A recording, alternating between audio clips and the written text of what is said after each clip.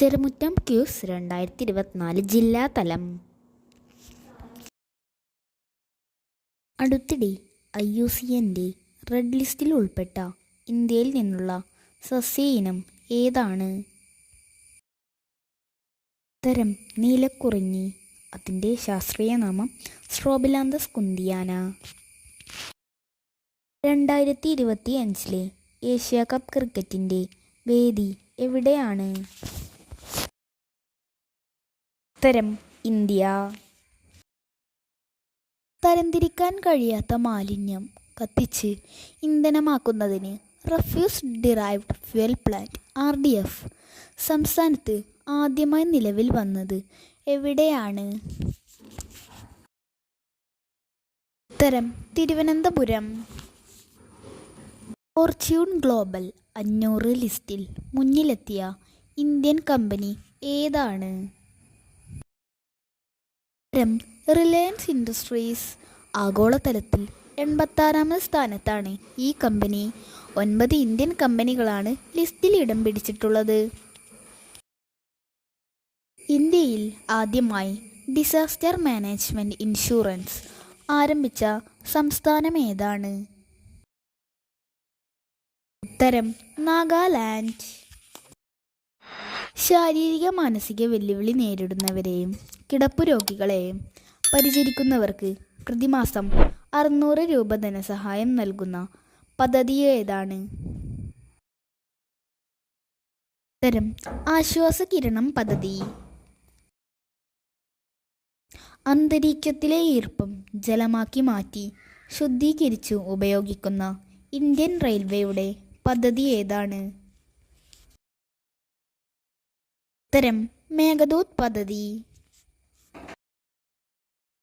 പട്ടികജാതി വിഭാഗങ്ങളിലെ കൂടുതൽ പിന്നോക്കം നിൽക്കുന്നവർക്ക് പ്രത്യേക സംവരണത്തിന് അർഹതയുണ്ടെന്ന് സുപ്രീം കോടതി ഭരണഘടനാ ബെഞ്ച് വിധി കൽപ്പിച്ചത് എന്നാണ്?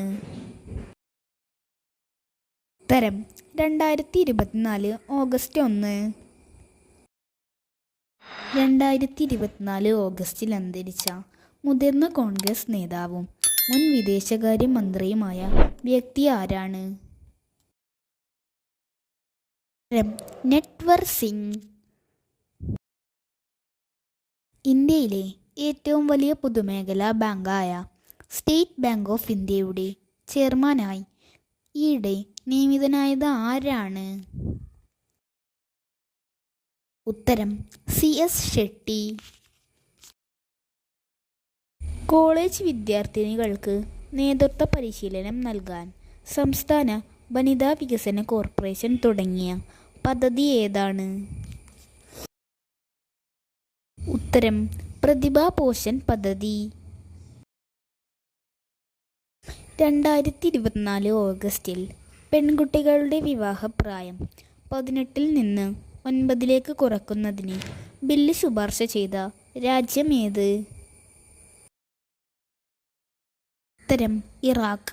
ഈ ഭേദഗതി നടപ്പിലായാൽ പെൺകുട്ടികളുടെ വിവാഹപ്രായം 9 വയസ്സും ആൺകുട്ടികളുടെ വിവാഹപ്രായം 15 വയസ്സുമായിരിക്കും. 2024 ഓഗസ്റ്റിൽ അന്തരിച്ച സാറ എബ്രഹാം ഏത് മേഖലയുമായി ബന്ധപ്പെട്ടിരിക്കുന്നു? ഉത്തരം ചിത്രകല. ഓരോ ജില്ലയുടെയും തനത് ഉൽപ്പന്നങ്ങളുടെ വിൽപ്പന പ്രദർശന കേന്ദ്രങ്ങളായ പ്രധാനമന്ത്രി ഏകതാ മാൾ സ്ഥാപിതമാകുന്ന കേരളത്തിലെ ജില്ല ഏതാണ്? പുതിയ കേരള സംസ്ഥാന ഉപഭോക്തൃ തർക്ക പരിഹാര കമ്മീഷൻ ചെയർമാനായി നിയമിതനായത് ആരാണ്? ഉത്തരം ജസ്റ്റിസ് B സുധീന്ദ്രകുമാർ. കേരള സംസ്ഥാന ഉപഭോക്തൃ തർക്ക പരിഹാര കമ്മീഷൻ നിലവിൽ വന്നത് 1990-ലാണ്. കമ്മീഷൻ്റെ ആസ്ഥാനം തിരുവനന്തപുരത്താണ്. 2024 ഓഗസ്റ്റിൽ അന്തരിച്ച ഇംഗ്ലണ്ടിൻ്റെ ഗ്രഹാം തോർപ്പ് ഏത് കായിക ഇനവുമായി ബന്ധപ്പെട്ടിരിക്കുന്നു? ഉത്തരം ക്രിക്കറ്റ്. ഊർജ ഉൽപാദനത്തിന് വിൻഡർ ടർബൈൻ സ്ഥാപിച്ച ഇന്ത്യയിലെ ആദ്യത്തെ ടൈഗർ റിസർവ് ഏതാണ്? ഉത്തരം പെരിയാർ ടൈഗർ റിസർവ്.